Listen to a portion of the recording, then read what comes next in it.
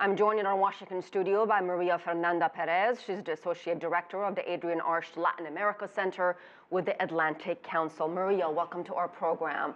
Thank you. Let's begin with what's driving these migrants to leave Honduras. Yes, very important question.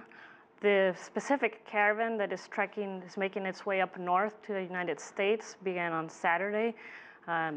A group of 300 people, more or less, congregated in San Pedro Sula, and they have been making their way up. They are currently in Guatemala, and the caravan has grown to over 4,000 people. But this didn't start on Saturday. The Central Americans fleeing the region has been taking place for decades. Specifically in Honduras, though, talk to me about conditions there. In Honduras, well, at the beginning of the year, President Juan Orlando Hernandez began his second presidential term after changing the constitution. The rule of law in Honduras has a lot of ways to go, and that is one of the reasons. So is it economic conditions? Is it violence? Is it poverty? Lack of opportunity? It's a mix of everything. All these issues are interconnected. Lack of economic opportunity, citizen insecurity, and corruption and impunity, are rampant in these Central American countries. So Maria, what is going to happen to these migrants if they are stopped and if they are not stopped? It's hard to stop these migrants. No, they don't want to leave their country. Central Americans don't want to leave their countries. They want a prosperous Central America where they can stay, where they have opportunities, and where they are safe.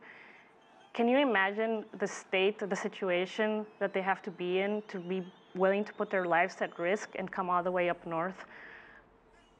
It's very, very dire.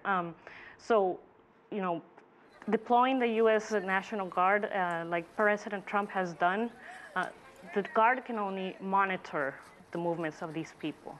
They cannot arrest people, and they cannot participate in deportations. What about a response from Mexican authorities? Your reaction to that? The Mexican authorities are also sending federal agents down to the border, as we saw, the Guatemalan border. Do they have the power to actually stop the movement?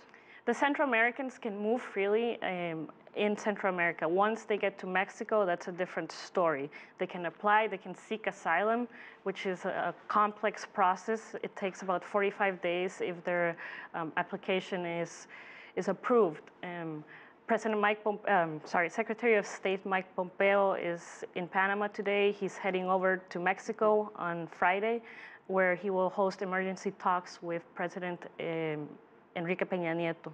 And Maria, finally, if some of these migrants actually do reach the U.S. border, are you concerned that some of them will once again be separated from their families?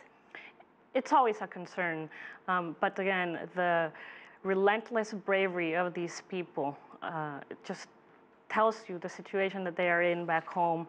Nothing will stop them.